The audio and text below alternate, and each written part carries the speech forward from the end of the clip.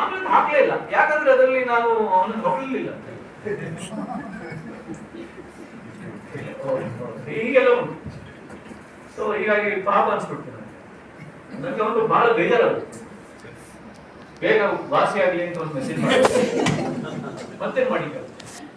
So ಅಲ್ಲ ನಾನು ಹೇಳುದು ಈ ರೀತಿ ಈಗ ಸಡನ್ ಆಗಿ ಏನು ಒಂದು ರಿಡಂಪ್ಷನ್ ಅಂತೀವಲ್ಲ, ಆ ತರದ ಸಿಚುವೇಶನ್ ಬಂದಿರೋದ್ರಿಂದ ಸೆಲ್ಫ್ ಇಂಟ್ರಸ್ಪೆಕ್ಷನ್ ಇಲ್ಲ, ರೀಡಿಂಗ್ ಇಲ್ಲ, ಹೀಗಾಗಿ there is a problem and absolutely no reading. ಹೀಗಾಗಿ ನಾನು ಯಾರಾದ್ರೂ ಹೊಸದಾಗಿ ಪುಸ್ತಕ ಕೊಡಲಿಕ್ಕೆ ಬಂದ್ರೆ ತುಂಬಾ ಈಗ ಪ್ರಿಂಟಿಂಗ್ ಹೀಗಾಗಿ ಪ್ರಿಂಟಿಂಗ್ ಬಿಕಮ್ ಈಸಿ ಅಲ್ಲ. ಈಗ DTP ನಾವೇ ಮಾಡ್ತೀವಿ, ಆಮೇಲೆ ಕೈಯಲ್ಲಿ ನಾನು ಇನ್ನೂ ಕೈಯಲ್ಲೇ ಬರೆಯುವುದು. ಈಗ ಅದೊಂದು ಮತ್ತೊಂದು ಪ್ರಾಬ್ಲಮ್ ಇದೆ ನನಗೆ. ಹೀಗಾಗಿ ಯಾರು ನನ್ನ ಕತೆ ಕೇಳೋದಿಲ್ಲ. ಈಗ ಯಾವ ದೀಪಾವಳಿ ಸಂಚಿಕೆಗಳು ನನ್ನ ಕತೆ ಕೇಳೋದಿಲ್ಲ, ಯಾಕಂದ್ರೆ DTP ಆಪರೇಟರ್ಸ್ ಇಲ್ಲ. ನಾನು ಕತೆ ಕಳಿಸಿದ್ರೆ ನೋಡಿ DTP ಮಾಡ್ಬೇಕಾಗ್ತದೆ. ನಾನು ಕೈಯಲ್ಲೇ ಬರೆಯೋದ್ರಿಂದ ಅದೊಂದು ಪ್ರಾಬ್ಲಮ್ ಇದೆ. ನಾನು ಯಾಕೆ ಕೈಯಲ್ಲಿ ಬರೀತೀನಿ, ನಿನ್ನೆ ನನ್ನ ಪ್ರಶ್ನೆ ಕೇಳಿದ್ರು, ನೀವು ಕೈಯಲ್ಲಿ ಯಾಕೆ ಇನ್ನೂ ಬರೀತೀರಿ ಅಂದ್ರೆ ನನ್ನ ಪ್ರಾಬ್ಲಮ್ ಅಂದ್ರೆ ನಾನು ಟೈಪ್ ಮಾಡಿದ್ರೆ ನಾನು ಬರೆದದ್ದೆಲ್ಲ ಚಂದ ಕಾಣ್ತದೆ, ನಾನು ಬರೆದದ್ದೆಲ್ಲ ಫೈನಲ್ ಅಂತ, ನನಗೆ ಬರೆದದ್ದು ಫೈನಲ್ ಅಂತ ಕಾಣಬಾರ್ದು. ಬರೆದದ್ದು ಇನ್ಕಂಪ್ಲೀಟ್ ಅಂಡ್ ಬರೆದದ್ದು ಹ್ಯೂಮನ್ ಅಂತ ಅನ್ಸ್ತದೆ, ಬರೆದದ್ದು ವಲ್ನರೇಬಲ್ ಅಂತ ಅನ್ಸ್ತದೆ. ಆಗ್ಲೇ ಏನೋ ಒಂಥರ ಇನ್ನೂ ಏನೋ ಬಾಕಿ ಇದೆ, ಇನ್ನೂ ಇದರಲ್ಲಿ ಏನೋ ರಿಪೇರಿ ಇದೆ ಅಂತ ಅನ್ಸಿದ್ರೆ ಮಾತ್ರ ನನಗೆ ಸಮಾಧಾನ. ಇದು ಇಷ್ಟು ಸಾಕು. ಈಗ ನಾನು ಐ ಥಿಂಕ್ ಅರವಿಂದ್ ನಾಡ್ಕರ್ಣಿ ಬಗ್ಗೆ ಮೊದಲು ಸ್ವಲ್ಪ ಮಾತಾಡ್ತೀನಿ ಜಾಸ್ತಿ. ಆಮೇಲೆ ಈ ಜಾಗದ ಬಗ್ಗೆ ಇನ್ನೊಂದು 2 ಮಾಹಿತಿ ಅಂದ್ರೆ, ಈ ಕಲಿನಾ ಜಾಗದ ಬಗ್ಗೆ ನನಗೆ ಬಹಳ ಖುಷಿ ಯಾಕೆಂದ್ರೆ ಅದನ್ನು ಹೇಳಿದ್ದು. ಒಂದು ಅಂದ್ರೆ ಇಲ್ಲಿಂದ ಬಹುಶಃ ಒಂದು 10 ಹೆಜ್ಜೆ ಮೇ ಬಿ 1 ಕಿಲೋಮೀಟರ್ ಹೋದ್ರೆ ನನ್ನ ಫಸ್ಟ್ ನೌಕರಿ ಬಾಂಬೆಗೆ ಬಂದಾಗ ನಾನು ಇಲ್ಲೇ ಮಾಡ್ತೇನೆ. ಲೂಪಿಂಗ್ ಲ್ಯಾಬೊರೇಟರೀಸ್ ಅಂತ ಇದೆ, ಅಲ್ಲಿ 300 ರೂಪಾಯಿ ಅಲ್ಲಿ ನನ್ನ ಸ್ಯಾಲರಿ. ನಾನು ಅಲ್ಲಿ ಲ್ಯಾಬೊರೇಟರಿ ಕೆಲಸ ಮಾಡ್ತೀನಿ. ಅದು ಮಜಾ ಆಯ್ತು, ಇಂಟರ್ವ್ಯೂ ಮಾಡ್ಲಿಕ್ಕೆ. ಅದು ಹಾಗೆ ಅದು ರೂಮ್ಮೇಟ್ನ ಟೈ ಹಾಕೊಂಡು ಬಂದಿದ್ದೇನೆ, ಅದು ಆಯ್ತು, ಅದು ಮಜಾ ಆಯ್ತು. ಅವರಿಗೆ ಲ್ಯಾಬ್ ಕೆಮಿಸ್ಟ್ ಬೇಕಿತ್ತು, ಅವರಿಗೆ BSc ಬೇಕಿತ್ತು, ಬಟ್ ನಾನು MSc ಎಲ್ಲ ಮಾಡ್ಕೊಂಡು ಸರ್ಟಿಫಿಕೇಟ್ ಬಂದಿದ್ದಲ್ಲ. So what salary do you want expect ಹೇಳಿದ್ರು. ನಾನು 1500 rupees ಅವ್ರು ನಾನು ಕೂಡಿಸಿದ್ರು, ಸಂಜೆವರೆಗೆ ಕೂಡಿಸಿದ್ರು. ಹೊರಗೆ ಕೂತ್ಕೊಳ್ಳಿ, ರಿಸೆಪ್ಷನ್ ಇಲ್ಲ, ಅಲ್ಲಿ ಮೆಟ್ರಿಕ್ ಕಡೆ ಜಾಗ ಇರ್ತಲ್ಲ, ಸೆಕ್ಯೂರಿಟಿ ಕೂತಿರ್ತಾನೆ ಅದು ಕಿರ್ಲೋಸ್ಕರ್ ಕುರ್ಚಿ ಮೇಲೆ, ಅಲ್ಲಿ ಕೂತಿದ್ದೆ ನಾನು ಸಂಜೆವರೆಗೆ. ಸಂಜೆ ಕರೆದ್ರು, ಹೋದ್ಮೇಲೆ yes, we have decided to take you, but your expectations are too high. We will give you 300 rupees. Are you willing? I said, yes. Again, I have fan off ಮಾಡು ಮನೆಗೆ ಹೋಗಬೇಕಿರ್ತದೆ. So that job was zero ಇಲ್ಲಿ living level. So I am very, ನನಗೆ ಇನ್ನೂ ನೆನಪಿದೆ, ಈ area very ಇಲ್ಲಿ 5 ತಿಂಗಳು ಕೆಲಸ ಮಾಡ್ತೇನೆ. ಆಮೇಲೆ ನಾನು ತಾನಾ ಬಿಲ ಬರ್ಬೋದು. ಇನ್ನೊಂದು ಅಂದ್ರೆ ಸ್ಮಿತಾ ಡಿಡರ್ MSc ಇನ್ ಕಲಿನಾ ಕ್ಯಾಂಪಸ್ ಹೋಗಿದ್ದೆ, MSc ಕೆಮಿಸ್ಟ್ರಿ ಅವ್ರು ಇಲ್ಲೇ ಮಾಡಿ. ಹೀಗಾಗಿ ಅದೊಂದೇ ಇಲ್ಲಿಯ ಕನೆಕ್ಷನ್, ಆ ರೀತಿ ಕನೆಕ್ಷನ್, ಕಲಿನಾದ ಕನೆಕ್ಷನ್. ಆಮೇಲೆ ಅರವಿಂದ್ ನಾಡ್ಕರ್ಣಿ ಅವರು ಕೂಡ ಇಲ್ಲೇ ಸಮೀಪ, ಶಹಾಜಿರಾಜೇ ಮಾರ್ಗ. ಅರವಿಂದ್ ನಾಡ್ಕರ್ಣಿಯವರ ಕವಿತೆ, ಅರವಿಂದ್ ನಾಡ್ಕರ್ಣಿ ಮತ್ತು ಗಂಗಾಧರ ಚಿತ್ತಾಲ್ ಇಬ್ಬರು ಕೂಡ ಹನೆಹಳ್ಳಿಯಿಂದ ಬಂದವರು, ಯಶವಂತ್ ಚಿತ್ತಾಲ್. ಅರವಿಂದ್ ನಾಡ್ಕರ್ಣಿಯವರ ಬಗ್ಗೆ ನನಗೆ ಒಂದು ವಿಶೇಷ ಅಂದ್ರೆ, ಅವರೆಲ್ಲ ಪಾಪ ನನ್ನನ್ನು ತುಂಬಾ ಪ್ರೀತಿಯಿಂದ ನೋಡಿದವರು. ನಾನು ಇದ್ದಾಗ, ಬ್ಯಾಚುಲರ್ ಆಗಿದ್ದಾಗ ಪ್ರತಿ ವೀಕೆಂಡ್ ನಾನು ಅವ್ರ ಮನೆಗೆ, ಅಂದ್ರೆ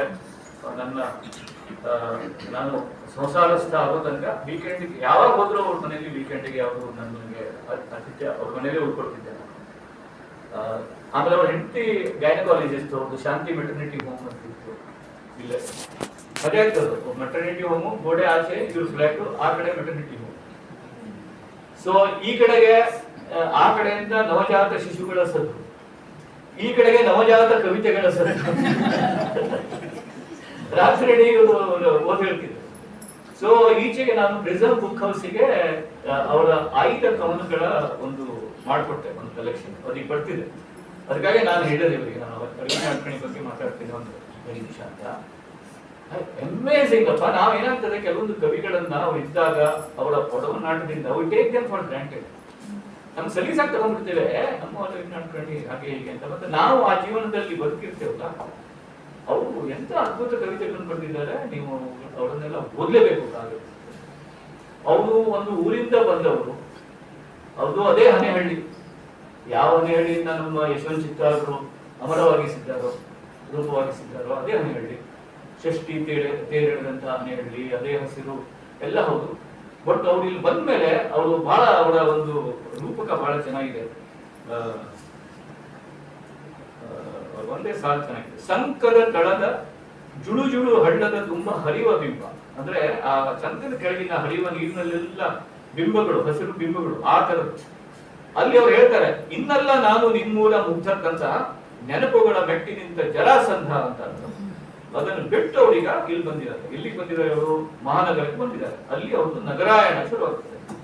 ಅವರು 12 ಗಮನ ಸಂಕಲನಗಳನ್ನು ಪ್ರಿಂಟ್ ಮಾಡಿದ್ದಾರೆ. ಮತ್ತೆ ಅವರು ಹನೇಹಳ್ಳಿ ಮತ್ತು ಬಂಗಿಕೊಂಡ. ಅವರು ಮುಂಬೈ ಮತ್ತು ಪೂನಾದಲ್ಲಿ BSc ಮಾಡಿದ್ರು, LLB ಮಾಡಿದ್ರು. ಆಮೇಲೆ ಇನ್ಕಮ್ ಟ್ಯಾಕ್ಸ್ ಅಲ್ಲಿ ಅವರು ಕೆಲಸ ಮಾಡಿದ್ರು 11 ವರ್ಷ. ಆಮೇಲೆ ಅವರು ಇನ್ಕಮ್ ಟ್ಯಾಕ್ಸ್ ಕನ್ಸಲ್ಟೆಂಟ್ ಆಗಿ ನಿವೃತ್ತರಾದ್ರು 1986 ಅಂಧೇರಿಯಲ್ಲಿದ್ದರು. ಆಮೇಲೆ ನಡುವೆ ಅವ್ರ ಕೊನೆಗೆ ಸೃಜನವೇದಿ ಅಂತ ಒಂದು ಪೊಯಿಟ್ರಿಗೆ ಒಂದು ಎಕ್ಸ್ಕ್ಲೂಸಿವ್ ಆದ ಒಂದು ಮ್ಯಾಗಝಿನ್ ಅನ್ನ, ಕ್ವಾರ್ಟರ್ಲಿ ಮ್ಯಾಗಝಿನ್ ಅಂತಂದ್ರು. ಅವರು ಮತ್ತು ಹೇಮಂತ್ ಕುಲಕರ್ಣಿ ಅಂತ ಇಬ್ಬರು ಸೇರ್ಕೊಂಡು ಬರೀ ಪೊಯಿಟ್ರಿಗಾಗಿ, ಪೊಯಿಟ್ರಿ ವಿಮರ್ಶೆ ಮತ್ತು ಪೊಯಿಟ್ರಿ ಮಾಡ್ಕೊಂಡ್ರು. ಆಮೇಲೆ ಅವ್ರ ಹೆಂಡತಿ ಗಾಯತ್ರಿ ನಾಡ್ಕರ್ಣಿ ಅಂತ ಇಬ್ರು, ಅವ್ರಿಗೆ ಮಕ್ಕಳು ಇರ್ಲಿಲ್ಲ, ಅವರಿಬ್ಬರೇ ಇದ್ರು. ಆಮೇಲೆ ಆಮೇಲೆ ವೈಂಡ್ ಅಪ್ ಮಾಡಿದ್ರು ಅಂತ ಕಾಣುತ್ತೆ. ಅದು ಕೊನೆ ತನಕ ನಡೆಸ್ತಾ ಇದ್ರು ಮೆಟರ್ನಿಟಿ ಹೋಮ್. ಮುಂಬೈಯಲ್ಲೇ ಇದ್ರು, ಆಮೇಲೆ ಕೊನೆ ತನಕ ಇಲ್ಲೇ ಇದ್ರು. ತುಂಬಾ ಸರಳವಾದ ಜೀವಿಗಳು, ತುಂಬಾ ಸಂಪನ್ನರು, ಯಾವಾಗಲೂ ನಗನಗ್ತಾ ಇರೋರು. ನಮ್ಮ ಕೊಂಕಣಿಲಿ ಒಂದು ಮಾತಿದೆ, ಈ ಕುಚ್ಚಿಗೆಕ್ಕಿ ಅನ್ನಲ್ಲ, ಈ ಬಿಳಿ ಅಕ್ಕಿ ಏನಂತೀವಿ ನಾವು, ಬೆಳ್ತಿಗೆ ಅಕ್ಕಿಯ ಕೊಟ್ಟೆ ಅಂತ ಮಾಡ್ತೀವಿ ನಾವು. ಬೆಳ್ತಿಗೆ ಅಕ್ಕಿ ಕೊಟ್ಟೆ ಅಂತಿದ್ರು. ಯಾವಾಗಲೂ ಒಂಥರ ನಗ್ನಗ್ತಾ ಒಂಥರ ಹಾಗೆ ಹಸನ್ಮುಖಿಯಾಗಿದ್ರು.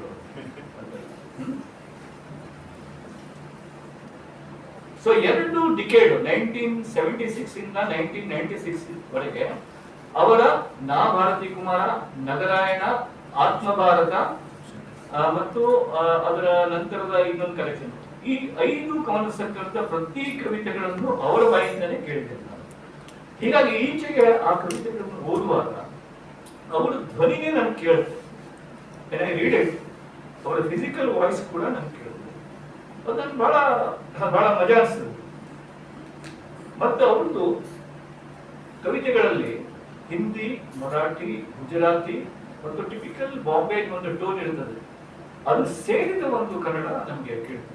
ಅದು ಬಹಳ ಮಜಾ ಇದೆ. ಆ ಟೋನು ಅದೊಂಥರ ಡ್ರಾಮೆಟಿಕ್ ಟೋನ್ ಇದೆ, ಒಂಥರ ನಾಟಕೀಯತೆ ಇದೆ.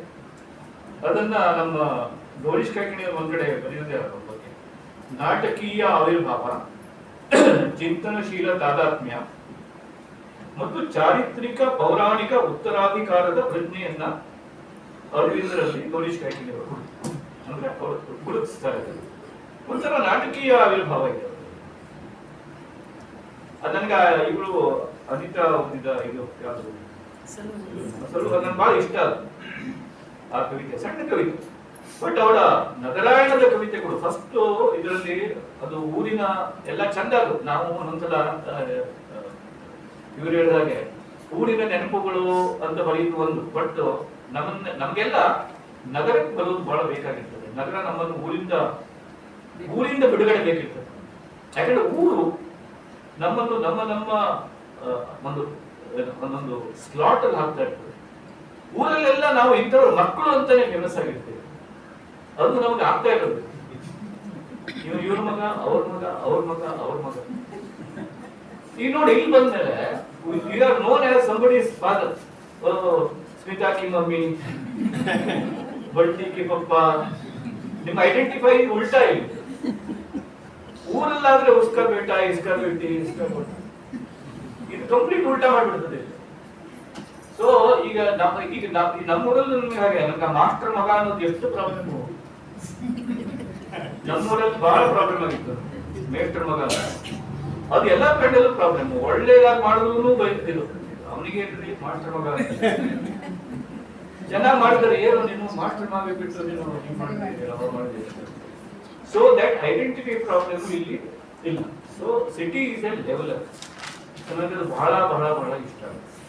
ಆಮೇಲೆ ಇದು ನಾನು ಭಾಳ ಕಡೆ ಹೇಳಿದ್ದೀನಿ, ಅದಕ್ಕಾಗಿ ಮಹಾನಗರ and urban place especially Bombay is A multilingual urban space. ಈಗ ನನಗೆ ಇಷ್ಟ, ಎಲ್ಲ ಭಾಷೆಯವರು ಇಲ್ಲಿ ಬರ್ತಾರೆ and it's the liberating space. ನಾನು ಇದನ್ನ ಯಾವುದೇ ರೊಮ್ಯಾಂಟಿಸೈಸ್ ಮಾಡಿ ಹೇಳ್ತಾ ಇಲ್ಲ, ನನ್ನ ಪಾತ್ರಗಳೆಲ್ಲವೂ ನೀವು ನೋಡಿ. ನಾನು ನಿನ್ನೆ ಸುಮ್ಮನೆ ಕಾಲೇಜಲ್ಲಿ ಅದನ್ನೇ ಮಾತಾಡ್ತಾ ಇದ್ದೆ. None of my characters are ಕನ್ನಡಿಗರ್ಸ್. ರಸಾವರಿ ಲೋಖಂಡೆ ಇರ್ಬೋದು, ಪೋಪಟ್ ಇರ್ಬೋದು, ಪ್ಯಾರೇವಾಲ್ ಇರ್ಬೋದು. ಅಫ್ಕೋರ್ಸ್ ನನ್ನ ಬಾಕಿ ಕಥೆಗಳು ಇದ್ದಾರೆ, ಬಟ್ ಇವ್ರು ಯಾರೂ ಕನ್ನಡಿಗರಲ್ಲ. ಬಟ್ ನನ್ನ ಕಥೆಯಲ್ಲಿ ಬಂದು ಕನ್ನಡ ಮಾತಾಡ್ತಾರೆ, ಯಾಕಂದ್ರೆ their identity is their human identity. ಆಗಲೇ ಲಿಬರೇಟ್ ಆಗ್ತಾರೆ. ಅಂದ್ರೆ ನೀವು ಅವ್ರನ್ನ ಗುರುತಿಸೋದು, ಅವ್ರ ಮಾನವೀಯ ಕಾಂಟೆಕ್ಸ್ಟ್ ಅನ್ನು ಗುರುತಿಸೋದು, ಅವ್ರು ಹಾಗಿದ್ದಾಗ ಮಾತ್ರ. ಅವನನ್ನ ನಾನು ಏನೋ ಈಗ ಅವನು ಅಸಾವರಿ ಲೋಖಂಡೆಯನ್ನ ನಾನು ಬೇರೆ ಏನೋ ಮಾಡಿದ್ರೆ, ಐಡೆಂಟಿಫೈಬಲ್ ಕನ್ನಡ ಮಾಡಿದ್ರೆ, ಸಡನ್ಲಿ ನಮ್ಮ ತಲೆಯಲ್ಲಿ ಬೇರೆ ಕಥೆ ಶುರು ಆಗ್ತದೆ. That is the technique. ಅಂದ್ರೆ ಅದು ಟೆಕ್ನಿಕ್ ಅಂದ್ರೆ ಡೆಲಿಬರೇಟ್ ಅಲ್ಲ, ಅದು ಇಲ್ಲಿ ನಮ್ಗೆ ಹಾಗೆ ಕಾಣ್ತದೆ.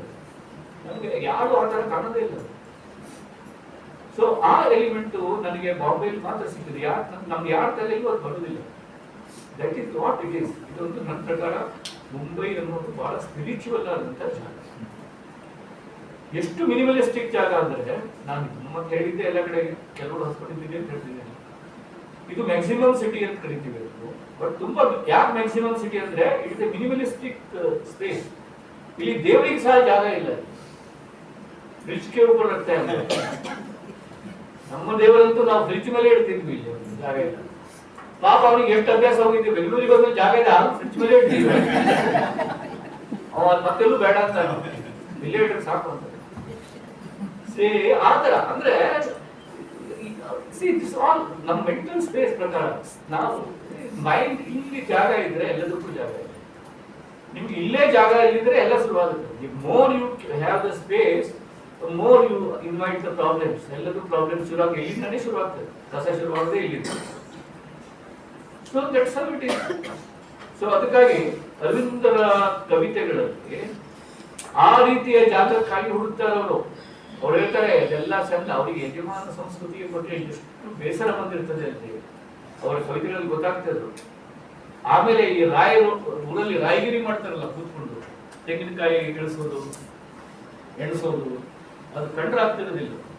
ನನಗೆ ಉಲ್ಲಾಸ್ ಹೆಗಡೆ ಅಂತ ಒಬ್ಬ ಕಥೆಗಾರ ಇಲ್ಲ, ಪಾಪ ಈಗ ತೀರ್ಕೊಂಡು, ಅವನು ಸೈಂಟಿಸ್ಟ್, ಇಲ್ಲಿ ಪುಣಾದಲ್ಲಿದ್ದ, ಅವನು NCL ಅಲ್ಲಿದ್ದ, ಈ ಗೈಡ್ ಆಗಿ ನನಗಿಂತ 2 ವರ್ಷ ಸಣ್ಣ. ಅವನ್ ಒಂದು ಕತೆ ಇದೆ, ಅವ್ರನ್ನ ಎಲ್ಲ ಕಡೆಗೂ ಹೇಳ್ತಾ ಇದ್ದೀನಿ, ಜನಕ್ಕೆ ಗೊತ್ತಾಗ್ಬೇಕು ಅಂತ ಕಥೆಗಾರರು ಇದ್ರು ನಮ್ಮಲ್ಲಿ.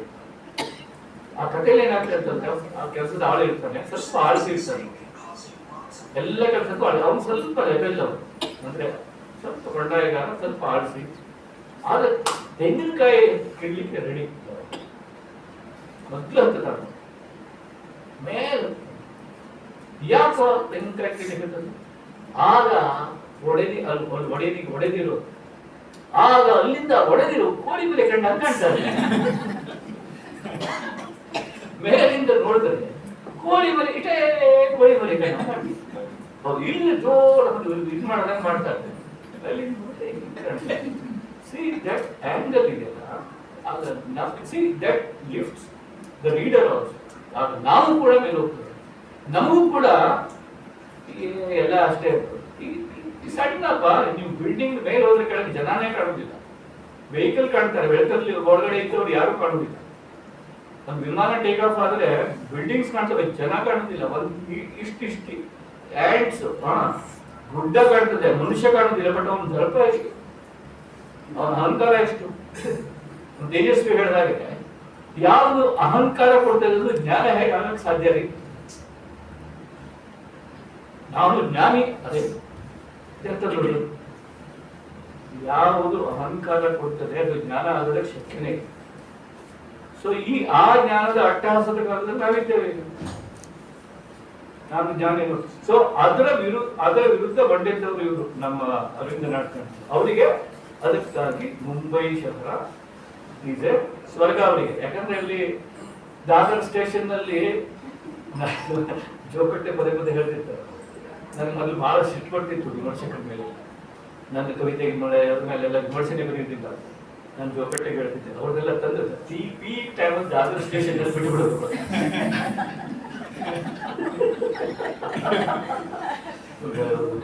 ಪೀಕ್ ಅವರ್ಸ್ನಲ್ಲಿ ಬಿಟ್ಬಿಡೋದು. ಹಾಗೆ ಆ ರೀತಿ ಅಂದ್ರೆ ಲೆವೆಲ್ ಇರುತ್ತಿರೋದು ಎಲ್ಲರೂ ಒಂದೇ.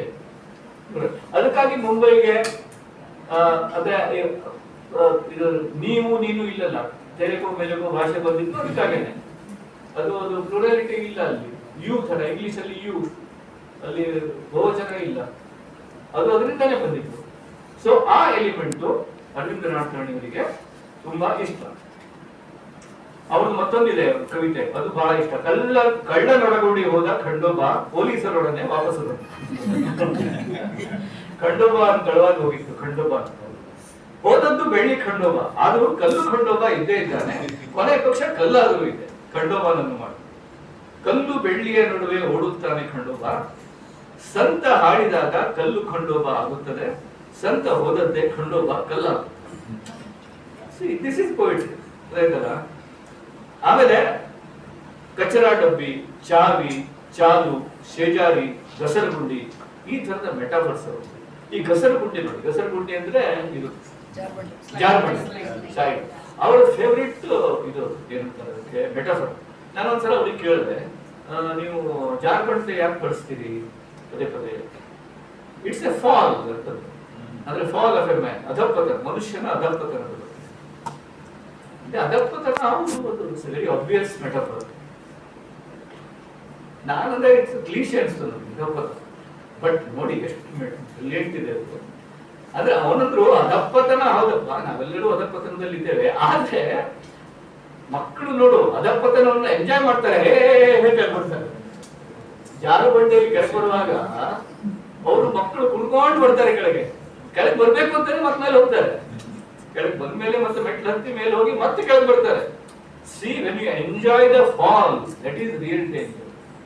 ಬೈ ಚಾನ್ಸ್ ಕೆಳಗಡೆ ಬರೋದು ಬೇರೆ. You are designing your fall. You come down and again you go up and again you come down. So that's why ಅದಕ್ಕಾಗಿ ಒಂದು ಗಸರಗುಂಡಿ ಅಂತ ಅನ್ಸುತ್ತೆ. ಇನ್ನೊಂದು ಮತ್ತೊಂದು ಬಹಳ ಇಷ್ಟವಾದದ್ದು ಸೊಂಡಿಲು ಮುಖವಾಡ, ಸೊಂಡಿಲು ಕುದುರೆ. ಚೇತಕ್ ಅಂತ ಫೇಮಸ್ ರಾಣಾ ಪ್ರತಾಪ್ ಸಿಂಗ್ ಇದ್ನಲ್ಲ, ಅವನೊಂದು ಕುದುರೆ, ಅದಕ್ಕೆ ಸಣ್ಣ ಕುದುರೆ, ಚೇತಕ್ ಕುದುರೆ famous. It was suppose to be powerful, ತುಂಬಾ ಫಾಸ್ಟ್ ಅಂತ. ಅದಕ್ಕೆ ಯುದ್ಧಕ್ಕೆ ಹೋಗುವಾಗ ಆನೆ ಮುಖವಾಡ ಹಾಕ್ತಿದೆ. ಯಾಕೆಂದ್ರೆ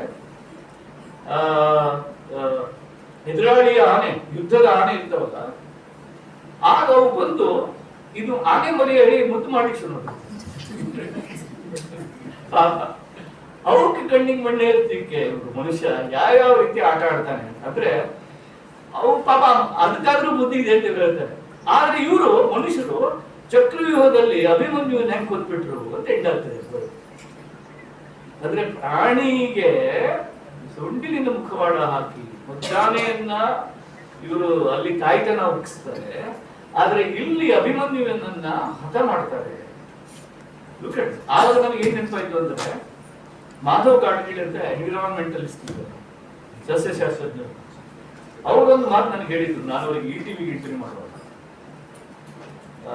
ಹೆಣ್ಣಾನೆ ಇದೆಯಲ್ಲ, ಅದು ಗರ್ಭ ಧರಿಸಿದಾಗ, ಅದ್ರ ಡೆಲಿವರಿ ಆಗುವಾಗ, ಇನ್ನೇನು ಡೆಲಿವರಿ ಸ್ವಲ್ಪ ಬಾಕಿ ಇದ್ದಾಗ ಆ ಟೈಮ್ಗೆ ಅದರ ಕೆಚ್ಚಲು ಮುಟ್ಟಲ್ಲ, ಆವಾಗ ಅದರ 5 ಕಿಲೋಮೀಟರ್ ಆಸುಪಾಸು ಇರುವಂತಹ ಯಾವ್ದಾದ್ರು ಬೇರೆ ಹೆಣ್ಣಾನೆ ಇದ್ರೆ ಅಕ್ಕಪಕ್ಕ, ಆ ಟೈಮ್ ಬೈ ಚಾನ್ಸ್ ಬದುಕಿಗೆ ಅದರ ಕೆಚ್ಚಲು ಕೂಡ ತುಂಬುತ್ತದೆ. ಯಾಕೆ ಅಂದ್ರೆ ಬೈ ಚಾನ್ಸ್ ಪ್ರಸವದಲ್ಲಿ ಇದು ಹಸುನೀಗಿದೆ ಫೀಡ್ ಮಾಡಿ. ಅಂದ್ರೆ ನೇಚರ್ ಎಷ್ಟು ಸಪೋರ್ಟಿವ್ ಅಂದ್ರೆ, ಅದು ಮಾಧವ್ ಗಾಡ್ಗೀಳ್ ಅಂತೇಳಿ nature is so life supportive. ನಮಗಿದು ಊಹೆ ಮಾಡ್ಲಿಕ್ಕೂ ಆಗುತ್ತೆ. ಅಂದ್ರೆ ಒಂದು ನೇಚರ್ ಅಲ್ಲಿ ಒಂದು ಪ್ರಸವ, ಯಾಕಂದ್ರೆ ಗಜ ಪ್ರಸವ ಅಂತಾರಲ್ಲ, ಇಟ್ ಇಸ್ ವೆರಿ ವೆರಿ ಇದು ಅಂದ್ರೆ ತುಂಬಾ ರಿಸ್ಕಿ ಪ್ರಸವ ಅಂತೆ. ಮೆನಿ ಟೈಮ್ಸ್ ಮೊದಲ ಹೆಣ್ಣಾಗಿ ಸಾಯ್ತದೆ. ಒಂದು ವೇಳೆ ತಾಯಿ ಆನೆ ಸತ್ತರೆ ಆ ಹೊಲಿಗೆ ಹಾಲು ಉಣಿಸೋದಕ್ಕೆ ಅಕ್ಕಪಕ್ಕ ಇರುವಂತ ಒಂದು ಮತ್ತಾದರೂ ಹೆಣ್ಣಾನೆಗೂ ಕೂಡ ಹಾಲು ತುಂಬುತ್ತದೆ. ನನಗೆ ಇದೆಲ್ಲ ಕನೆಕ್ಟ್ ಆಗಿ ಓದುವಾಗ, see that's what art should do. Art ಮಾಡ್ಬೋದಾದ್ದೇನಂದ್ರೆ ನಮ್ಮೆಲ್ಲರಲ್ಲೂ ಒಂದು ತಾಯ್ತನವನ್ನು ಮುಗಿಸ್ಬೇಕು, ಅದೇ ಮಾಡೋದು. ಆರ್ಟ್ ಮಾಡೋದು ಮತ್ತೇನು ಅಲ್ಲ, ಇಟ್ ಶುಡ್ ಬಿ ಹ್ಯೂಮನೈಸ್. ಆಮೇಲೆ ಅರವಿಂದ್ ಇದೊಂದು ಪ್ರತಿಮೆ ಹೇಳಿ ಅರವಿಂದ್ ನಾಡ್ಕರ್ಣಿಯವರ ಕುರಿತ ಮಾತು ಮುಗಿಸ್ತೇನೆ. ಅರವಿಂದ್ ನಾಡ್ಕರ್ಣಿಯವರ ಕಾವ್ಯವನ್ನು ಓದಿದಾಗ ನನ್ಗೆ ನೆನಪಾಗಿದ್ದೇನೆಂದ್ರೆ ಎಲ್ಲ ಸೀನಿಯರ್ಸಿಗೆಲ್ಲ ಗೊತ್ತಾಗ್ಬೋದು. ಟೈಮ್ಸ್ ಆಫ್ ಇಂಡಿಯಾದಲ್ಲಿ ಆರ್ ಕೆ ಲಕ್ಷ್ಮಣರು ಕಾರ್ಟೂನ್ ಬರ್ತಿತ್ತು, ಯು ಸೆಡ್ ಇಟ್ ಅಲ್ವಾ, ಕಾಮನ್ ಮ್ಯಾನ್. ಆ ಕಾಮನ್ ಮ್ಯಾನಿನ ಒಂದು ನಿಲುವು ಇರ್ತಿತ್ತಲ್ಲ, ಅರವಿಂದ್ ನಾಡ್ಕರ್ಣಿಯವರ ಟೋನ್ ಆಗ್ತದೆ. ಅಂದ್ರೆ ಆ ಕಡೆಗೆ ಏನಂತ ಒಂದು ರೀತಿ ಸಾಕ್ಷಿನೂ ಅಲ್ಲ, ಒಬ್ಬ ಪಾತ್ರನೂ ಅಲ್ಲ, ಕೋಡಂಗಿನೂ ಅಲ್ಲ. ಆದ್ರೆ ಇದೆಲ್ಲ ಇದ್ದು ಕೂಡ ಇದೆಲ್ಲವನ್ನು ಮೀರುವಂತಹ ಒಂದು, ಅಂದ್ರೆ he is not a role, he is not a just a witness, and he is not even a ಕೋಡಂಗಿ, ಒಬ್ಬ ಜೋಕರ್ ಕೂಡ. ಬಟ್ ಇದೆಲ್ಲ ಅವಶ್ಯನೂ ಇದೆ, ಇದರ ಆಚೆನೂ ಕೂಡ ಇದೆ. ಆ ತರದ ಒಂದು ಟೋನ್ ಅಂತ ನನ್ಗೆ ಅನಿಸ್ತದೆ. ಬಹುಶಃ ನನ್ಗೆ ಅನಿಸ್ತದೆ ಇದು ಜಾಸ್ತಿ ಬೇಡ. ನಾನೊಂದು ಮುನ್ನುಡಿ ಬರ್ದಿದ್ದೀನಿ ಅವರ ಇದಕ್ಕೆ, ಆ ಪುಸ್ತಕ ಬಂದಾಗ ಬೇಕಾದ್ರೆ ನಾನು ಪುಸ್ತಕ ಕಳಿಸ್ಬಿಡ್ತೀನಿ. ಆ ಪುಸ್ತಕದ ನೆಪದಲ್ಲಿ ಮತ್ತೊಂದು ಬೇಕಾದ್ರೆ ನಾನು ನೆಕ್ಸ್ಟ್ ಟೈಮ್ ಬಂದಾಗ ಇದು ಮಾಡೋಣ, ಆಯ್ತಾ? ಅರವಿಂದ ನಾಡ್ಕರ್ಣಿಯವರಿಗೆ ಒಂದು ನಮನ ಇಲ್ಲಿಂದ.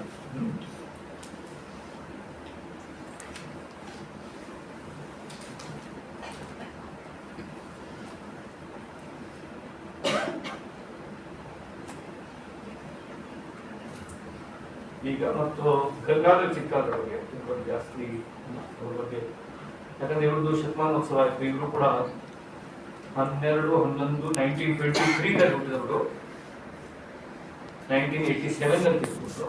Can you believe? ಕೇವಲ 72 ಕವಿತೆಗಳನ್ನು ಬರೆದು ಕನ್ನಡದ ಅಗ್ರಮಾನ್ಯ ಕವಿಗಳನ್ನು, ಕೇವಲ 72, ಕೇವಲ 4 ಕಲೆಕ್ಷನ್. ನಿಮ್ಮಲ್ಲಿ ಒಂದು ವಿನಂತಿ, ರಿಸರ್ವ್ ಬುಕ್ ಹೌಸ್ನವರು ಇವರ ಒಂದು ಸಮಗ್ರ ಕವನ ಸಂಕಲನ ತಂದಿದ್ದಾರೆ. ಅದರಲ್ಲಿ ಅವರ ಕುರಿತು ಕನ್ನಡದಲ್ಲಿ ಬಂದ ಎಲ್ಲ ವಿಮರ್ಶೆ ಕೂಡ ಸೇರಿದೆ. 70 ಪೋಯಮ್ಸ್ ಪ್ಲಸ್ ಕನ್ನಡದ ಮಹತ್ವದ ವಿಮರ್ಶಕರೆಲ್ಲ ಅವರ ಬಗ್ಗೆ ಬರೆದಂತಹ ವಿಮರ್ಶೆ ಕೂಡ ಇದೆ. ಎಲ್ಲ ಸೇರಿ ಇಷ್ಟು ದಪ್ಪ ಪುಸ್ತಕ ರಿಸರ್ವ್ ಬುಕ್ ಹೌಸ್ನಿಂದ. ದಯವಿಟ್ಟು ಕಾವ್ಯಾರ್ಥಿಗಳು ಅದನ್ನ ನಿಮ್ಮ ಕಪಾಟಲ್ಲಿ ಇರಲಿ. ಆಗಾಗ ಬೇರೆ ಏನೋ ಹುಡುಕುವಾಗ ಇದು ನಿಮ್ಮ ಕೈಗೆ ಸಿಗುತ್ತೆ. ಇವರ ಮೊದಲ ಪುಸ್ತಕ ಇದು ಕಾಲದ ಕರೆ ಅಂತ, ಎರಡನೇದು ಮನುಕುಲದ ಹಾಡು, ಆಮೇಲೆ ಹರಿವ ನೀರಿದು, ಆಮೇಲೆ ಸಂಪರ್ಕ. ಕಾಲದ ಕರೆಗೆ ಅಡಿಗರ ಮುನ್ನುಡಿ ಇತ್ತು 1948. ಆ ಅಡಿಗರ ಮುನ್ನುಡಿಯಲ್ಲಿ ಅವ್ರು ಹೇಳ್ತಾರೆ ಶಬ್ದ ಸಂಗೀತ ಮತ್ತು ಭಾವ ಸಾಂದ್ರತೆ ಅನ್ನೋ ಶಬ್ದ ಬಳಸ್ತಾರೆ. ಆಮೇಲೆ 1961 ನಲ್ಲಿ ಮನುಕುಲದ ಹಾಡು ಬಂತು, ಅದರಲ್ಲಿ ಗೋಕಾಕನ ಮುನ್ನುಡಿ ಇತ್ತು. ಆಗ ಅದು ಬಹಳ ಇಂಟ್ರೆಸ್ಟಿಂಗ್ ಇದೆ, because it led to a small, ಆಗ ಜಿಜ್ಞಾಸೆ ಆಯಿತು, ಚಿಂತನಶೀಲತೆ ಮತ್ತು ಅನುಭವದ ಪ್ರಾಮಾಣಿಕತೆ. ಆಗೆಲ್ಲ ನವ್ಯದ ಆಗಮನದ ಕಾಲ, ಹೀಗಾಗಿ ತುಂಬಾ ಚರ್ಚೆಗಳು ನಡೀತಾ ಇತ್ತು, ಚಿಂತನಶೀಲತೆ ಮತ್ತು ಅನುಭವದ ಪ್ರಾಮಾಣಿಕತೆ. ಆಗ ಕೀರ್ತಿನಾಥ್ ಕುರ್ತಕೋಟಿಯವರು ಒಂದು ಮಾರ್ಮಿಕವಾದ ಪ್ರಶ್ನೆಯನ್ನು ಎತ್ತಿದರು. ಏನಂದ್ರೆ, ಅನುಭವದ ಆಚೆಗೆ ಹೋಗದೆ ಕಾವ್ಯ ಹೇಗಾಗುತ್ತದೆ ಅಂತ ಕೇಳಿದ್ರು. ನೀವು ಅನುಭವ ಬೇಕೇ ಬೇಕು, ಅನುಭವ ಇಲ್ಲ ಅಂತಿಲ್ಲ, ಬಟ್ ಅನುಭವದ ಆಚೆಗೆ ಹೋಗ್ಬೇಕಲ್ಲ ಅಂತ ಕೀರ್ತಿನಾಥ್ ಕುರ್ತಕೋಟಿಯವರು ಒಂದು ಪ್ರಶ್ನೆಯನ್ನು ಎತ್ತಿದ್ರು. ಆಗ ಗೌರೀಶ್ ಕಾಯ್ಕಿಣಿಯವರು ಅನುಭವ ಅನ್ನೋದು ಕಂಪನ ಕೇಂದ್ರ, ಆದ್ರೆ ಚಿಂತನಶೀಲತೆಯ ಕಂಪನ ವಿಸ್ತಾರಕ್ಕೆ ಎಲ್ಲೇ ಇಲ್ಲ ಅಂತ ಹೊರಟರು. ಅಲ್ಲಿಂದ ಶುರು ಆಗ್ತದೆ, ಬಟ್ ಅದು ಅದರ ವಿಸ್ತಾರ, ಅದರ ಅಲೆಗಳು ಎಲ್ಲಿ ಬೇಕಾದ್ರೂ ಹೋಗ್ಬಹುದು ಅಂತ. ಆಮೇಲೆ ಒಟ್ಟಾರೆ ನೋಡಿದಾಗ ಆಮೇಲೆ 19 ಯಾವುದು ಇನ್ನೊಂದು ಕಾವ್ಯಾರ್ಥಿಗಳು ಮತ್ತೊಂದು ಗಮನಕ್ಕೆ ತಗೋಬೇಕು. ಕನ್ನಡದಲ್ಲಿ ಬಹುಶಃ ಮತ್ಯಾವ ಸಂಕಲನವೂ ಇಲ್ಲ, ಯಾವ ಗ್ರೇಟ್ ಕವಿಗೂ ಈ ತರ ಸಂಕಲನ ಏನಂದ್ರೆ ಅವರ ಹರಿವ ನೀರಿದು ಸಂಕಲನದಲ್ಲಿ ಇದೊಂದು ಕೇವಲ 13 ಕವನಗಳು, only 13 poems, when it was published by Popular Book Depot of Bombay. ಆಗ ಬಾಂಬೆಯಲ್ಲಿ ಪಾಪ್ಯುಲರ್ ಬುಕ್ ಡಿಪೋ ಅಂತಿತ್ತು, ಅದು ಮರಾಠಿಯ ಅತಿ ದೊಡ್ಡ ಪ್ರಕಾಶನ ಸಂಸ್ಥೆ. ಅವರಿಗೂ ಅತಿ ದೊಡ್ಡದಾಗಿ ಕನ್ನಡ ಪಬ್ಲಿಕೇಶನ್ ಮಾಡಬೇಕು ಅಂತ ಅವರು 3 ಪುಸ್ತಕ ತಂದ್ರು. ಒಂದು ಆಟ, ಯಶವಂತ ಚಿತ್ತಾರ ಕಥಾ ಸಂಕಲನ, ಎರಡನೇದು ಇದು ಹರಿವ ನೀರಿದು, ಮೂರನೇದು ಶಾಂತಿನಾಥ್ ದೇಸಾಯಿ ಅವರ ವಿಕ್ಷೇಪ ಕಾದಂಬರಿ, ನಾಲ್ಕನೇದು ಶ್ರೀರಂಗರ ಯಾವುದೋ ಒಂದು ನಾಟಕ ತಂದ್ರು. 4 ತಂದ್ರು. ಆದರೆ ಅವರಿಗೆ ಬಾಂಬೆಯಲ್ಲಿ ಇದ್ದಿದ್ದರಿಂದ ಅದು ಮಾರ್ಕೆಟಿಂಗ್ ಕಷ್ಟ ಆಯ್ತು ಅವರಿಗೆ, ಹೀಗಾಗಿ ಅವರು ಮುಂದೆ ಹೋಗ್ಲಿಲ್ಲ, ಅವರು ಅಂಗಡಿ ಮುಚ್ಚಿಬಿಟ್ರು. ಸೊ ಹೀಗಾಯ್ತು. ಆದ್ರೆ ಇವರ ಒಟ್ಟಾರೆ ಕವನದ ಬಗ್ಗೆ ಗೌರೀಶ್ ಕಾಯ್ಕಿಣಿಯವರ ಒಂದು ಅಬ್ಸರ್ವೇಷನ್ ನನಗೆ ಬಹಳ ಇಷ್ಟ ಆಯ್ತು. ಅದೇನು ಅಂದ್ರೆ, ಅನ್ಯ ಕೇಂದ್ರಿತ ವಿಶ್ವದಲ್ಲಿ ಆತ್ಮ ಕೇಂದ್ರಿತ ಜೀವದ ಪಾಡು ಅಂತ ಹೇಳ್ತಾರೆ. ಗಂಗಾಧರ ಚಿತ್ತಾಲರ ಒಟ್ಟಾರೆ ಕಾವ್ಯದ ಒಂದು ಎಲಿಮೆಂಟ್. ಅನ್ಯ ಕೇಂದ್ರಿತ ವಿಶ್ವ ಇದು, ಅದರಲ್ಲಿ ಆತ್ಮ ಕೇಂದ್ರಿತ ಜೀವದ ಪಾಡು ಒಂದು. ಆಮೇಲೆ ಅವರು ಹೊನೆಹಳ್ಳಿಯವರು, ವೀರನಾಥ್ ಗೊತ್ತಿಲ್ಲ. ಆಮೇಲೆ ಚಿತ್ತಾಲ ಕುಟುಂಬ ಎಲ್ಲ ಕುಟುಂಬದ ಹಾಗೆ ಕಡು ಬಡತನ. ಉತ್ತರ ಕನ್ನಡ ಜಿಲ್ಲೆ, ಭಾರತ ದೇಶದ ಎಲ್ಲ ಆ ಕಾಲದಲ್ಲಿ ಕಡು ಬಡತನವೇ. ಆದರೂ ಕಷ್ಟಪಟ್ಟು 1940ನೇ ಇಸ್ವಿಯಲ್ಲಿ ಮ್ಯಾಟ್ರಿಕ್ ನಲ್ಲಿ ಮಹಾರಾಷ್ಟ್ರ, ಸಿಂಧು, ಗುಜರಾತ್, ಉತ್ತರ ಕರ್ನಾಟಕ ಎಲ್ಲ ಸೇರಿ ಒಂದು ಪ್ರಾಂತ, ಅದಕ್ಕೆ ಇವರು ಮ್ಯಾಟ್ರಿಕ್ ಅಲ್ಲಿ ಫಸ್ಟ್ ರ್ಯಾಂಕ್. ಯಾರು? ನಮ್ಮ ಗಂಗಾಧರ ಚಿತ್ತಾಲರು. ಆಮೇಲೆ ಧಾರವಾಡದಲ್ಲಿ ಕರ್ನಾಟಕ ಕಾಲೇಜಲ್ಲಿ ಕಲಿತಾ ಇದ್ರು, ಅಲ್ಲಿ ಫ್ರೀಡಮ್ ಮೂವ್ಮೆಂಟ್ ಅಲ್ಲಿ ಭಾಗವಹಿಸುವಂತ ಡಿಬಾರ್ ಆದ್ರು. ಆಮೇಲೆ MN ರಾಯ್ ಅವರ ಬೆಳಕು ಪತ್ರಿಕೆ ತರ್ತಾ ಇದ್ರು ಆಗ. ಅದನ್ನ ಗೌರೀಶ್ ಕಾಯ್ಕಿಣಿ ಅವರು ಎಡಿಟ್ ಮಾಡ್ತಾ ಇದ್ರು. ಅದರಲ್ಲೂ ಒಂದಿಷ್ಟು ದಿವಸ ಕೆಲಸ ಮಾಡಿದ್ರು ಅವರು, ಅದನ್ನ ಹಂಚೋದು ಇದ್ದರಿಂದ. ಆಮೇಲೆ ಅವರು IAS ಸಮಾನಾರ್ಥಕವಾದ ಯಾವುದೋ ಒಂದು ಪರೀಕ್ಷೆ ಪಾಸ್ ಮಾಡಿ ರೈಲ್ವೆ ಚೀಫ್ ಆಡಿಟರ್ ಆಗಿ ಚರ್ಚ್ ಗೇಟ್ ಅಲ್ಲಿ ಅವರು ರಿಟೈರ್ ಆದರು, ಅಲ್ಲಿದ್ರು. ಆಮೇಲೆ ಅವರ ಸಂದರ್ಶನ ಎನ್ನುವಂತ ಅವರ ಕಾಲದ ಕಡೆ ಪರ್ಣಕುಟಿ ಗ್ರಂಥಮಾಲೆ ಪ್ರಕಟ ಆಗಿತ್ತು. ಅದು 1940. ಪರ್ಣಕುಟಿ ಗ್ರಂಥಮಾಲೆ ಯಾವುದಾದ್ರೆ ಮತ್ಯಾವುದೂ ಅಲ್ಲ, ಅವರ ಗೆಳೆಯರೇ ಸೇರಿ ಮಾಡಿದ್ರು. ಪರ್ಣಕುಟಿ ಅಂದ್ರೆ ನಮ್ಮ ಮನೆ ಗೋಕರ್ಣ. ಪರ್ಣಕುಟಿ ಅಂದ್ರೆ ಸೋಗೆ ಮನೆ ಅಂತ. ನಮ್ಮನೆ ಸೋಗೆ ಮನೆ ಆಗಿತ್ತು ಅವಾಗ. ಅವ್ರ ಹೆಸರಿಡ್ಲಿಕ್ಕೆ ಮತ್ತೆ ಯಾವ್ದು ಗೊತ್ತಾಗಲಿಲ್ಲ, ನಮ್ಮ ಮನೆ ಇಟ್ಟಿತ್ತು. ಆಗ VG ಭಟ್ರ ಒಂದು ಪುಸ್ತಕ, ಇವರ ಕಾಲದ ಕಲೆ ಮತ್ತು ಚಿತ್ತಾಲರ ಸಂದರ್ಶನ ಕಥಾ ಸಂಕಲನ 3 ನಮ್ಮ ಮನೆಯಿಂದ ಪ್ರಕಟ. ಅವರ ಒಂದು ಲೈನ್ ನನಗೆ ಬಹಳ ಇಷ್ಟ. ಅದನ್ನು ಸಾಮಾನ್ಯವಾಗಿ ನಾನು ಎಲ್ಲ ಕಾವ್ಯ ಕಮಟಕ್ಕೆ ಹೋದಾಗ ಹೇಳ್ತಿದ್ದೇನೆ. ಎಲ್ಲ ಕಾವ್ಯ, ಎಲ್ಲ ಕಥಾ ಸಂಕಲನಗಳು ಅಥವಾ ಎಲ್ಲ ಕಲೆ ಯಾವುದೇ ಇರಲಿ, ಅಥವಾ ಎಲ್ಲ ಸಂಬಂಧಗಳು ಇರ್ಬೋದು, ಅಥವಾ ಯಾವುದೇ ಕಲಾಕೃತಿ ಇರ್ಬೋದು, ಅದಕ್ಕೆ ಇದು ತುಂಬಾ ಒಳ್ಳೆಯ ಒಂದು ಪ್ರತಿಮೆ. ಈ ಮುಖೋದ್ಗತ ನಿನ್ನ ಗದ್ಗತವೇ ಆದ ದಿನ ಸುದಿನ, ಆತನದ ಇದು ತಕ್ಕ ಮಣ್ಣಿನ ದೇವಕ್ಕಾಗಿ ಕಾದೇ ಇರುವ ಬೀಜ. ಈ ಈಗ ನಾನು ಹೇಳಿದ್ದು ನಿನ್ನ ಗದ್ಗತ ಆದ ದಿನ ಸುದಿನ, ಆತನದ ಇದು ತಕ್ಕ ಮಣ್ಣಿನ ದೇವಕ್ಕಾಗಿ ಕಾದೇ ಇರುವ ಬೀಜ. ಅಲ್ಲಿ ತನಕ ಇದು ಕಾಯ್ತಾ ಇರ್ತದೆ. ಅದು ಹಾಗೆ ಯಾವುದೇ ಒಂದು ಕವಿತೆನಾದರೂ ಅದು ತಕ್ಷಣವೇ ಆಗ್ಬೇಕಾಗಿಲ್ಲ. ಅದು ಯಾವಾಗಲೂ ಫಲ ಕೊಡ್ಬೋದು. ಅದು ಸೇಮ್. ಈಗ ನಾನು ಈಗ ಹಳ್ಳಿ ಮಣ್ಣಿಗೆ ಕಾದಂಬರಿಯನ್ನು ನಾನು 5 ಸಲ ಓದಿದ್ದೆ. ಪ್ರತಿ ಸಲನೂ ಒಂದು ಬೇರೆ ತನ ಕೊಡುತ್ತೆ. ಅದು ಆಗೋಯ್ತು ಅಂತ ಅಲ್ಲ, ಅದು ಎಷ್ಟು ಜನ ಅದಕ್ಕಾಗಿ ಪುಸ್ತಕ ಜನ ತಗೊಳ್ಳೋದಿಲ್ಲ ಅಂತ ನನ್ಗೆ ಗೊತ್ತಾಯ್ತು. ನಾನು ಹೇಳ್ತೇನಲ್ಲ, ಮಸಾಲೆ ದೋಸೆ ತಿಂತಾರೆ, ಅದ್ರ ಪುಸ್ತಕ ತಗೊಳ್ಳೋದಿಲ್ಲ. ಯಾಕೆಂದ್ರೆ ಅವ್ರು ಎರಡೂ ಒಂದೇ ತೆಗೆದ್ಬಿಟ್ಟಿದ್ದಾರೆ. ಮಸಾಲೆ ದೋಸೆ ತಿನ್ಕೊಳ್ಳೆ ಮುಗಿದೋಯ್ತಲ್ಲ, ಪುಸ್ತಕ ಕೂಡ ತಿನ್ಕೊಳ್ಳೆ ಮುಗಿದೋಗ್ತದೆ ಅಂತ ತಗೊಂಡಿದ್ದಾರೆ. ಅಂದ್ರೆ ತಗೊಂಡ್ ಕೂಡ್ಲೇನೆ, ಓದಿದ ಕೂಡ್ಲೇನೆ ಮುಗಿದೋಯ್ತು ಅಲ್ಲ, ಅದು ಮುಗಿಯೋದಿಲ್ಲ. ಅದು ಮತ್ತೆ ನೀನು ಈ ಮೊನ್ನೆ ನಿನ್ನೆ ಅವರಿಗೆ ನಾನು ಅದೇ ಹೇಳಿದೆ, ನಿನ್ನೆ ಇಲ್ಲಲ್ಲ ಮೊನ್ನೆ ಕೋಚಿಂಗ್ ಅಂತ ಹೇಳಿದೆ. ತುಂಬಾ ಜನಕ್ಕೆ ಕನ್ವಿನ್ಸ್ ಆಯ್ತು ಮಕ್ಕಳಿಗೆ. ಏನು ಅಂದ್ರೆ, ನೀವು ಕಾಲೇಜಿಗೆ ಹೋಗ್ತಿದ್ದೀರಿ, ಟೆಕ್ಸ್ಟ್ ಬುಕ್ ಇದೆ. ಟೆಕ್ಸ್ಟ್ ಬುಕ್ ಯಾಕಿದೆ? ನಿಮ್ಮ BSc-ನೋ, BA-ನೋ, BCom-ಓ, MA-ನೋ ಆ ಪರೀಕ್ಷೆ ಪಾಸ್ ಮಾಡ್ಲಿಕ್ಕೆ ಟೆಕ್ಸ್ಟ್ ಬುಕ್ ಇದೆ. ಅದನ್ನು ಓದಿ ಅದನ್ನು ಪಾಸ್ ಮಾಡ್ತೀರಿ, ನಿಮ್ ಜೀವನಕ್ಕೇನು ಮಾಡ್ತೀರಿ. ಆದ್ರೆ ನಿಮ್ ಲೈಫ್ ಅಲ್ಲಿ ನಿಮ್ಗೆ ಎಕ್ಸಾಮ್ ಬರ್ತದಲ್ಲ, ನಮ್ಗೆ ಎಕ್ಸಾಮ್ ಬರ್ತದೆ. ಆ ಎಕ್ಸಾಮ್ ಟೆಕ್ಸ್ಟ್ ಬುಕ್ ಎಲ್ಲಿದೆ? ಅದು ಸಾಹಿತ್ಯ ಅಂತ ಬಾಯ್ಬಿಟ್ಟು ಹೇಳಬಹುದು. ಆ ಸಾಹಿತ್ಯ ನಿಮ್ಮನ್ನ ನಿಮ್ಮ ಬಾಳಿನ ಪರೀಕ್ಷೆಗಳಿಗೆ ಸಜ್ಜು ಮಾಡ್ತದೆ. You will be experientially ready to face those, and that exams are unique for every individual. ಅಲ್ಲಿ ಜನರಲೈಸ್ ಕ್ವಶನ್ ಅಂತ ಇರುವುದಿಲ್ಲ, ಅದು ಕ್ವಶನ್ ಪೇಪರ್ ಲೀಕು ಆಗೋದಿಲ್ಲ. So that's how it is.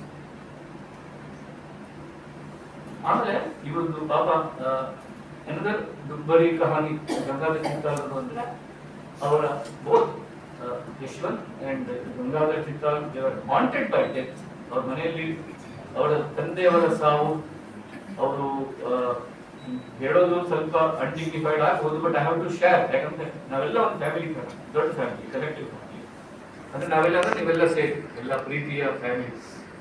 ಅವರ ತಂದೆಯವರು ಅವರಿಗೆ ಒಂದು ಗುಣವಾರದ ಒಂದು ಜನ್ಮವ್ಯಾಧಿ ಏನು ಇತ್ತು, ಅದಕ್ಕಾಗಿ ಅವರು ಪಾಪ ಬಾವಿಯಲ್ಲಿ ಹಾರಿ ಆತ್ಮಹತ್ಯೆ ಮಾಡ್ತಾರೆ.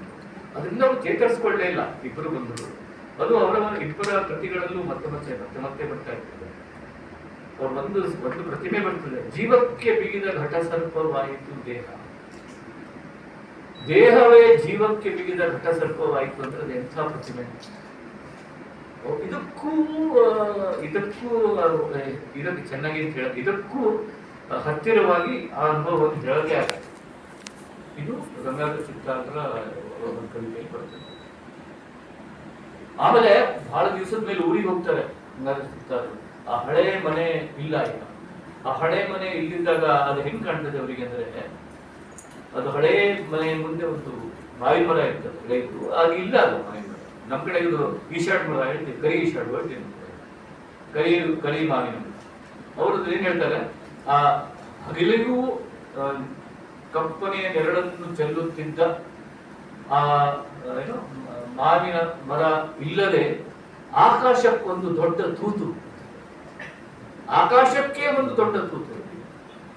ಅಂದ್ರೆ ಅದು ಹೆಂಗೆ ಕಂಡಿರಬಹುದು, ಒಂದು ಆಕಾಶಕ್ಕೆ ತೂತು. ಇದು ದಿಸ್ ಇಸ್ ಪೋಯಿಟ್ಸ್ ಲ್ಯಾಂಗ್ವೇಜ್.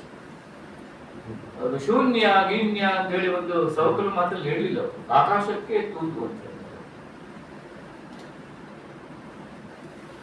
ಆಮೇಲೆ ಅವರ ಅಣ್ಣ ದಾಮೋದರ್ ಚಿತ್ತ, ಅವರು ಪಾಪ ಅವರು ತಿಳ್ಕೊಂಡ್ರು.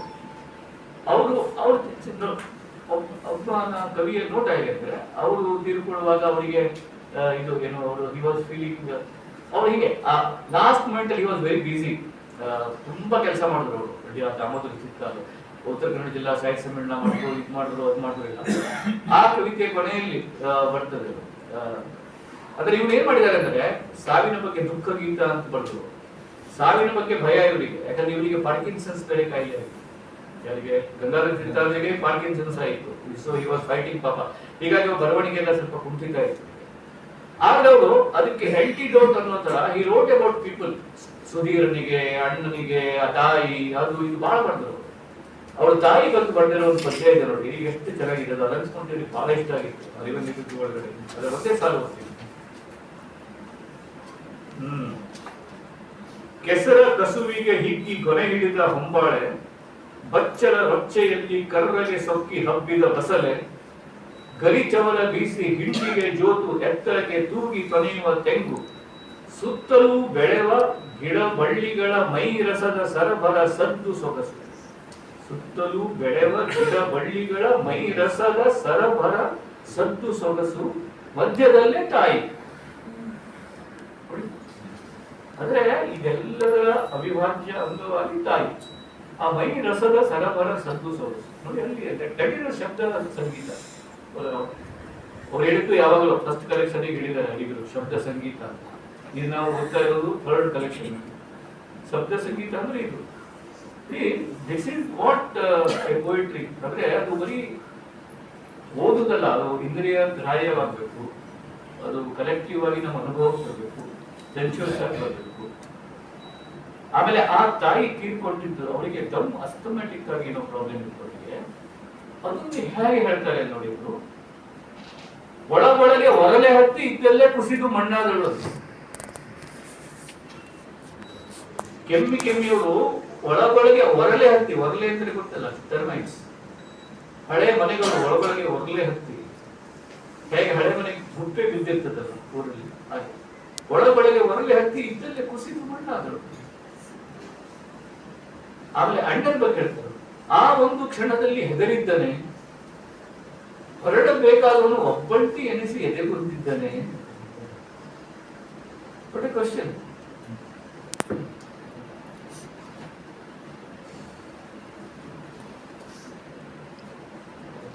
ಬಹುಶಃ ಇದು ಬಹಳ, ಇದು ಒಂದೇ ಭೇಟಿ ಹೇಳಿ.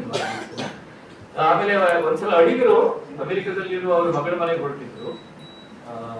I think it again 80s. ಆವಾಗ ಇಲ್ಲಿ ಬಂದಿದ್ರು, ಯಶವಂತ್ ಚಿತ್ತಾರ ಮನೇಲಿ ಉಳ್ಕೊಂಡಿದ್ರು. ಅವರಿಗೆ ಇವರನ್ನು ನೋಡ್ಬೇಕು ಅಂತ, ಗಂಗಾಧರ ಬೋರಿವಿಲ್ ಅಡಿಗರ ಜೊತೆಗೆ ನಾನು, ಆಗ ಯಶವಂತರ ಜೊತೆಗೆ ನಾನು ಆವಾಗ ಹಿಂಬಾಲಕ. ಎಲ್ಲಿ ಹೋದ್ರು ಜೊತೆಗೆ ಹೋಗಿದ್ದೆ. ಸೊ ನಾನು ಹೋಗಿದ್ದೆ ಜೊತೆಗೆ. ಬಟ್ ಏನು ಅಂದ್ರೆ ಆವಾಗ ಇಲ್ಲಿ ಪಾರ್ಕಿನ್ಸನ್ಸ್ ಇವರಿತ್ತು. ಹೀಗಾಗಿ had to take a tablet, ಎಷ್ಟು ಗಂಟೆಗೆ ಬರ್ತೀರಿ ಕೇಳಿ ಆ ಟ್ಯಾಬ್ಲೆಟ್ ತಗೊಂಡ್ರೆ ಆ ಟೈಮಿಗೆ ಅವ್ರು ಸ್ವಲ್ಪ ಟ್ರೆಮರ್ಸ್ ಕಡಿಮೆ ಆಗ್ತಿತ್ತು ಅವರಿಗೆ. ಹೀಗೆಲ್ಲ ಅಡ್ಜಸ್ಟ್ ಮಾಡಿ ಹೋಗ್ಬೇಕಿತ್ತು ನಾವು. ಆಯ್ತು ಅಂತ ಹೊರಡ್ವಿ ನಾವು. ಅವ್ರಿಗೆ ಖುಷಿ ಅಡಿಗೆ ಬರ್ತಿದ್ದಾರೆ ಅಂತ. ಅಡಿಗರಿಗೆ ಸ್ವಲ್ಪ ಇದಿತ್ತು ಏನೋ ಒಳಗಡೆಗೆ ಹಿಂಜರಿಕೆ. ಏನು ಅಂದ್ರೆ ಅಡಿಗರಿಗೆ ಗೊತ್ತಿತ್ತು ಕಿ ಗಂಗಾಧರ ಚಿತ್ತಾಲ್ ಇದೆ poet of A tremendous potential. ಅವರಿಗೆ ಸಲ್ಲಬೇಕಾದ್ದು ಸಲ್ಲಿಲ್ಲ. ಅವರ ಅಡಿಗೆ ಅಂದ್ರೆ ಅದೇನೋ ಒಂದು ಇಬ್ಬರು ಟ್ಯಾಲೆಂಟೆಡ್ ಜನರ ನಡುವೆ ಒಂದಿರುತ್ತೆ ಗೊತ್ತಾರೆ. ಈಗ ನೀವು ತುಂಬಾ ನಾನು ಅಂದ್ರೆ ನಮ್ಮ ನಡುವೆ ಇರುತ್ತದೇನೋ ಒಬ್ಬ ಶಿಲ್ಪಿ ಮತ್ತೊಬ್ಬ ಶಿಲ್ಪಿ. ನೀವು ತುಂಬಾ ಟ್ಯಾಲೆಂಟೆಡ್ ಶಿಲ್ಪಿ ಅಂತ ಮತ್ತೊಬ್ಬ ಟ್ಯಾಲೆಂಟೆಡ್ ಶಿಲ್ಪಿಗೆ ಗೊತ್ತಾಗುವಂಥದ್ದು ಒಂದಿರುತ್ತೆ. ಒಬ್ಬ ಸಿಂಗರ್ನಿಂದ ಮತ್ತೊಬ್ಬ ಸಿಂಗರ್ನಿಗೆ ಗೊತ್ತಾಗುವಂಥದ್ದು ಏನಿರುತ್ತೆ. ಆ ತರದ್ದು ಒಂದು ಅಡಿಗರಿಗೆ ಗೊತ್ತು. ಪಾಪ ಅವರ ಹೆಲ್ತ್ನಿಂದಾಗಿ ಆತ ಇನ್ನು ಬರೀಲಿಕ್ಕೆ ಆಗ್ಲಿಲ್ಲ ಅನ್ನೋದು ಅವರಿಗೆ. ಸೊ ಈ ಆ ನಡುವೆ ಈ ವೆಸ್ಟರ್ನ್ ಎಕ್ಸ್ಪ್ರೆಸ್ ಹೈವೇಲಿ ಟ್ರಾಫಿಕ್ ಜಾಮ್ ಆಗುತ್ತೆ. Are you are not able to reach in time. So ನಮ್ಗೆ ಹೋಗ್ಬೇಕು ಇಲ್ಲ ಹೋಗ್ಬಿಡೋಣ ಅಂತ ಹೇಳಿ ಹೋದಾಗ ಆಲ್ರೆಡಿ ಅವ್ರಿಗೆ ಸ್ವಲ್ಪ ಇಫೆಕ್ಟ್ ಡೌನ್ ಆಗ್ತಾ ಇತ್ತು. ಆದ್ರೂ ಹೋದ್ರಿ ಇವತ್ತು ಅವ್ರು ಹಿಂದಿದ್ದು ರಾತ್ರಿನೇ ಕೂತು ಹೊಸ 2 ಕವಿತೆ ಯಾವಾಗ್ಲೂ ಬರ್ದಿದ್ದು ಮತ್ತೆ ಫೇರ್ ಕಾಪಿ ಇವ್ರ ಮುಂದೆ ಓದ್ಬೇಕು ಅಂತ ರೆಡಿ ಮಾಡಿ ಇಟ್ಕೊಂಡಿದ್ರು. ಒಂಥರ ಚೆನ್ನಾಗಿತ್ತು ಅದು. ಒಂಥರ ನೋಡ್ತಾ ಇದ್ರು, ಏನೋ ಮಾತಾಡಿದ್ರು, ಹೊಸ ಕವಿತೆ ಬರ್ತಿದ್ದೇನೆ ಅಂತ ತೋರಿಸಿದ್ರು. ಆಮೇಲೆ ಓದೋಕ್ ಶುರು ಮಾಡ್ತು. ಆವಾಗ ನಮ್ಗೆ ಇಷ್ಟ ಆಗಿದ್ದೇನು ಅಂದ್ರೆ ದಟ್ ಹಿಸ್ ವೈಫ್, ಅವರ ಹೆಂಡತಿ, ಅವ್ರು ಚಾ ಮಾಡ್ಲಿಕ್ಕೆ ಒಳಗೋದವರು ಇವ್ರು ಕವಿತೆ ಓದ್ಲಿಕ್ಕೆ ಶುರು ಮಾಡ್ಬಿಡ್ಲ. ಚಾ ಮಾಡ್ಲಿಕ್ಕೆ ಶುರು ಮಾಡಿದ್ರೆ ಆಫ್ ಮಾಡಿ ಬಂದು ನೋಡ್ಲಿಕ್ಕೆ ಶುರು ಮಾಡಿ. ಅದು ಐ ವಿಲ್ ನೆವರ್ ಫಾರ್ಗೆಟ್. ಯಾಕಂದ್ರೆ ಅದು ಬಹಳ ಅಪರೂಪ ಅವರಿಗೆ. ಇವರು ಆ ತರ ಕವಿತೆ ಓದಿದ್ ನೋಡಿ ಎಷ್ಟು ವರ್ಷ ಆಗಿತ್ತು. ಅವರು ತನ್ನ ಆದರಾತಿಥ್ಯ ಅದನ್ನೆಲ್ಲ ಬಿಟ್ಬಿಟ್ಟು ಬಂದು ವಾಪಸ್ ಇಲ್ಲಿ ಕರ್ಟನ್ ಮನೆಯಲ್ಲಿ ನಿಂತು ನೋಡ್ಲಿಕ್ಕೆ ನಿಂತು ಇವರು ಕವಿತೆ ಓದಾದ ನಂತರ ಒಳಗಡೆ. ಸೊ ಅದು ಒಂದು ನಾನು I will never forget. So ಅದೊಂದು ಸೈಲೆಂಟ್ ಭೇಟಿ ಇತ್ತು. There was a silence in that house ಅವಾಗ. ಆಮೇಲೆ ನಾವು ಹೋಗಿದ್ವಿ. ಸೊ ಇದು ಮತ್ತೊಬ್ಬ ಮಹತ್ವದ ಕವಿ ಗಂಗಾಧರ ಚಿತ್ತಾಲ್, ಮದುವೆಯಿಂದ ನಾಡ್ಕಂಡಿ. ಸೊ ಅವರನ್ನು ನೆನೆಸ್ಕೊಳ್ಳೋದಕ್ಕೆ ಒಂದು ಅಮೂಲ್ಯವಾದ ಅವಕಾಶ. ಅದು ಕೂಡ ಬಲ್ಲಾಳರ ಒಂದು ನೆನಪಿನ ಒಂದು ಸಂದರ್ಭದಲ್ಲಿ, ಅದು ನಮ್ಮ ಪರಮಾಪ್ತ ಮಿತ್ರ ಅವರ ಗೌರವದ ಸಂದರ್ಭದಲ್ಲಿ, ಮತ್ತು ನೀವೆಲ್ಲ ಹೊಸ ತಲೆಮಾರಿನ ಸೆನ್ಸಿಟಿವ್ ಮೈಂಡ್ಗಳ ನಡುವೆ ಈ ಮಹಾಕುಟುಂಬದ ಖುಷಿ ಆಯಿತು. ಉಪಾಧ್ಯ ಈ ಕಲಾಪಗಳು ಹೀಗೆ ನಡೀತಾ ಇರಲಿ. ನಾನು ಬಂದಾಗೆಲ್ಲ ಬಂದು ನಿಮ್ಮ ತಲೆಯನ್ನು ತಿಂತಾ ಇರ್ತೀನಿ.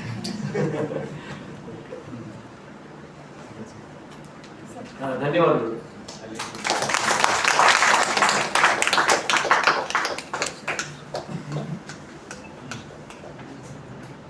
ಮಾತು ಮಾತು ಮತಿಸಿದಂತ ನಾದದ ಅವನಿಂದ ಯಂತ್ರ ಮಾತು ಹೇಳ್ತಾ ಇರ್ಬೇಕು.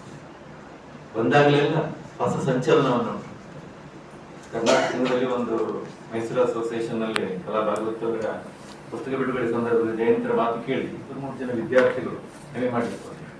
ಇದು ಲಾಭ ಅಂದ್ರೆ ಅಷ್ಟು ಮಟ್ಟಿಗೆ ನಮ್ಮ ದೃಷ್ಟಿಯನ್ನು ತಿದ್ದುವ ಕೆಲಸವನ್ನು, ಸಾಹಿತ್ಯದ ನಿಜವಾದ ಕೆಲಸ ಏನು, ಕವಿಮಾಂಸೆ ಮರೆತು ಬಿಡ್ಬೇಕು. ನಿಜ ವಾಸ್ತವ ದರ್ಶನವನ್ನ, ಬದುಕಿನ ವಾಸ್ತವ ದರ್ಶನವನ್ನ ತಮ್ಮ ಮಾತು ಕೃತಿಗಳಲ್ಲಿ ದರ್ಶನ ಮಾಡಿಕೊಟ್ಟು ಕನ್ನಡ ಪ್ರಾಚೀನ ಕವಿಗಳು ಹೇಳ್ತಾರೆ, ಭುವನದ ಭಾಗ್ಯದಿ ಮಕ್ಕು ಅಂತಹ ನಮ್ಮ ಅರಿವಿನ ನಾಮಾಂಕಿತ ಸಾಹಿತಿ ಜಯಂತ್ ಕಾಯ್ಕಿಣಿಯವರಿಗೆ ನಾವು ಕೃತಜ್ಞರಾಗಿದ್ದೇವೆ. ಒಂದು ಅಂಶ ಹೇಳಬೇಕು. ಕಳೆದ 2 ವರ್ಷಗಳಿಂದ ನಾವು ಮುಂಬೈ ಕನ್ನಡ ಸಾಹಿತ್ಯ ಚರಿತ್ರೆಯನ್ನು ಮಕ್ಕಳಿಗೆ ಪಾಠ ಮಾಡಲಿಕ್ಕೆ ಇಂಟ್ರೊಡ್ಯೂಸ್ ಮಾಡಿ, ಇಲ್ಲಿವರೆಗೆ ಬೇಂದ್ರೆ, ಕುವೆಂಪು, ಕಾರಂತ ಅಂತ ಮಾತಾಡ್ತೀವಿ. ಆದ್ರೆ ಇಲ್ಲಿಯ ಲೇಖಕರ ಕುರಿತು ಮಾತಾಡ್ತೀವಿ, ಅವಾಗ ತಿಳ್ಕೊಳ್ಳೋದು ಯಾವಾಗ. ಹಾಗಾಗಿ ಜಯಂತರ ಸಹಾಯದಲ್ಲಿ ಎಲ್ಲ ಹೊಸ ಪುಸ್ತಕಗಳು ಪ್ರಕಟ ಆದಾಗ ಅಲ್ಲಿಯ ಪುಸ್ತಕಗಳು ತರಿಸ್ಕೊಂಡು ಈ ಮುಂಬೈ ಕನ್ನಡ ಸಾಹಿತ್ಯ ವಲಯ ಈ ಕುರಿತು ಹೆಚ್ಚು ಮಾತನಾಡೋದಕ್ಕೆ ಅನುಕೂಲ ಆಗಿದೆ. ಬಹುಶಃ ಇವತ್ತಿನ ಒಂದು ಕಾರ್ಯಕ್ರಮ ಅದು ಸಫಲ ಅಂತ ನಾನು ನೋಡಿದ್ದೀನಿ. ಅದಕ್ಕೆ ವಿಶೇಷವಾಗಿ ಜೀವಂತಿಕೆ ಬೆಳಕು ಬಲ್ಲಾಳ ಮಾಡ್ಬೋದು. ಮುಂಬೈ ಬಗ್ಗೆ ಎಷ್ಟು ಧನಾತ್ಮಕ ಚಿಂತನೆ ಓದಿ ಆಗ್ಲಿಲ್ಲ. ಅವರ ಮುಂಬೈ ಡೈರಿ ಓದಾಗಿ ಮುಂಬೈ ಬಗ್ಗೆ ಬರೆದಂತಹ ಕೃತಿಯಾಗಿದೆ. ನಮ್ಮ ಮಿತ್ರ ತುಂಬಾ ಖುಷಿ.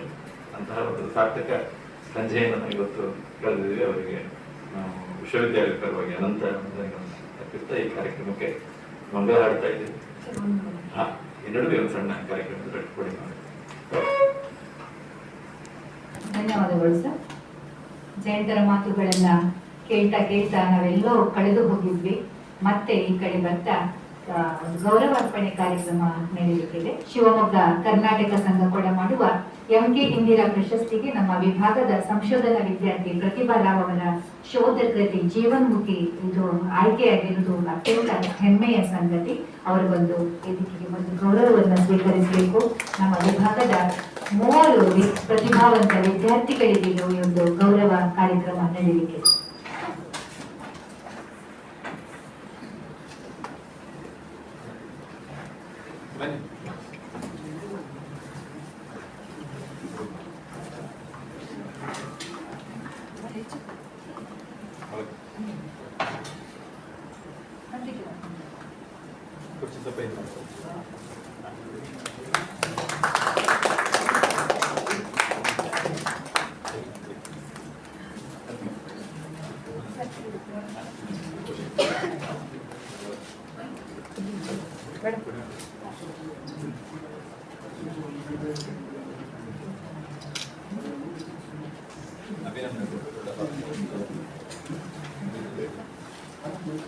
ಜೀವನ್ಮುಖಿ ಡಾಕ್ಟರ್ ಸುಧಾಮೂರ್ತಿ ಅವರ ಕುರಿತು ಪ್ರತಿಭಾ ರಾವ್ ಅವರು ರಚಿಸಿದಂತಹ ಶೋಧ ಸಂಪ್ರಬಂಧ.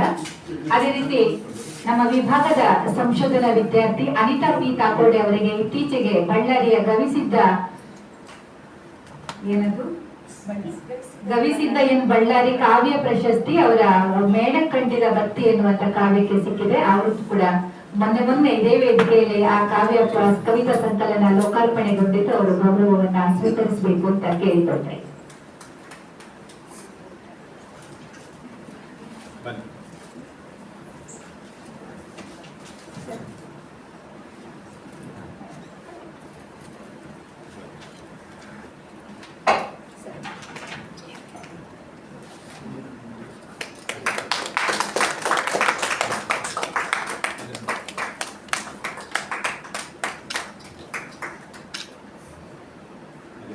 ಇವರೆಲ್ಲ PhD ವಿದ್ಯಾರ್ಥಿಗಳು ಅಭಿಮಾನ ಪಡಬೇಕು.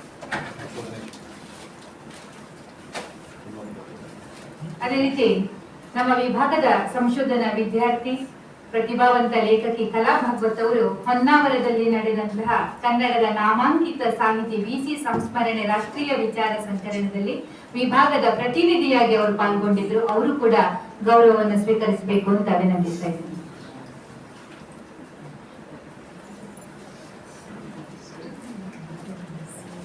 ಜಯಂತ್ ಕಾಯ್ಕಿಣಿ ಅವರ ಜೀವನ್ಮುಖಿ ಸಹ ಜೀವೋತ್ಸವ ಸಹ ಅವರ ಮಹತ್ವದ ಕೃತಿ.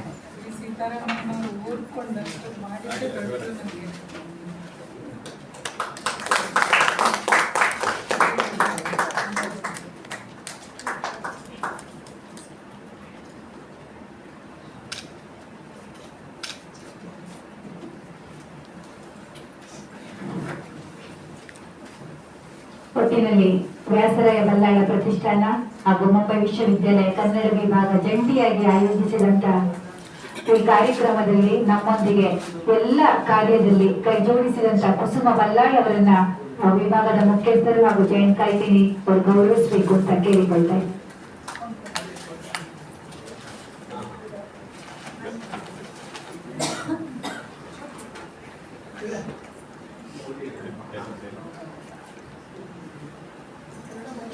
ಬಲ್ಲಾಳ ಪ್ರತಿಷ್ಠಾನದ ಎಲ್ಲ ಜವಾಬ್ದಾರಿಯನ್ನು ಹೊತ್ತಿದ್ದಾರೆ.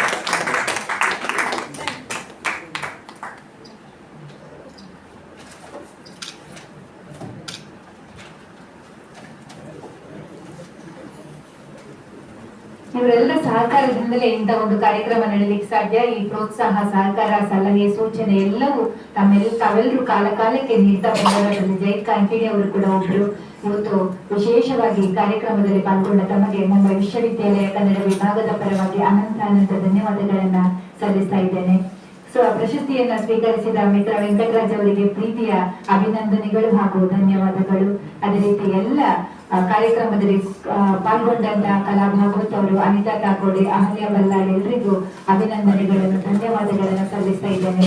ಜಯಂತ್ ಕಾಯ್ಕಿಣಿಯವರ ಅಭಿಮಾನಿಗಳು ಇಲ್ಲಿ ತುಂಬಾ ಜನ ಇದ್ದೀರಿ. ತಮಗೂ ಕೂಡ ಪ್ರೀತಿಯ ಅಭಿನಂದನೆಗಳನ್ನ, ಧನ್ಯವಾದಗಳನ್ನ ಸಲ್ಲಿಸ್ತಾ ಈ ಕಾರ್ಯಕ್ರಮವನ್ನು ಇಲ್ಲಿಗೆ ಮುಕ್ತಾಯಗೊಳಿಸ್ತಾ ಇದ್ದೇವೆ. ಮಿತ್ರ ಮೇಡಮ್ ಅವರ ಸಂಬಂಧಿಕರು ಬಂದಿದ್ದಾರೆ. ಒಂದು ಗ್ರೂಪ್ ಫೋಟೋ ತೆಗೆದು ಆಮೇಲೆ ಎಲ್ಲ ವಿದ್ಯಾರ್ಥಿಗಳು ಒಂದು ಗ್ರೂಪ್ ಫೋಟೋ ತೆಗೆಯಲಿಕ್ಕೆ ಬರಬೇಕು ಅಂತ ಅಭಿನಂದಿಸ್ತಾ ಇದ್ದೇನೆ. ಬನ್ನಿ. ಬಲ್ಲಾಳರ ಬಂಧುಗಳು ಎಷ್ಟು ಬರಲಿ? ಬನ್ನಿ ಸರ್.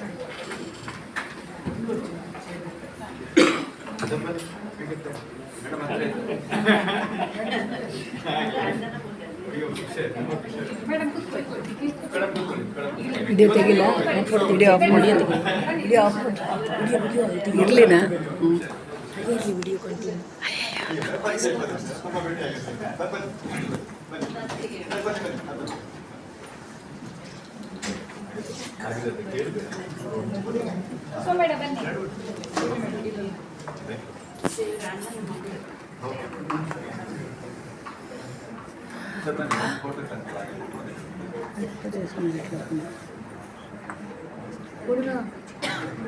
ಫಸ್ಟ್ ಕೂತ್ಕೊಳ್ಳಿ.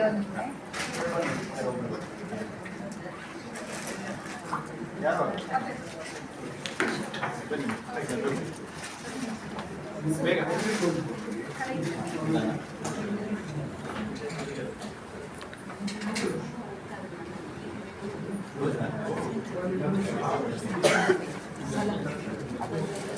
ಮುಂದೆ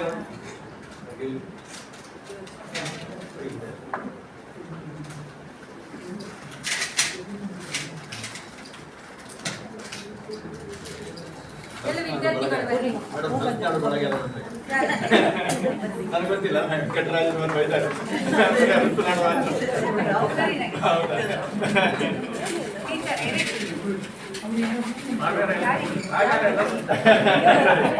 ಪಾಚೆಗಟ್ಟಿಲ್ಲ ಪಾತ್ರ ಇದೆಯಲ್ಲ.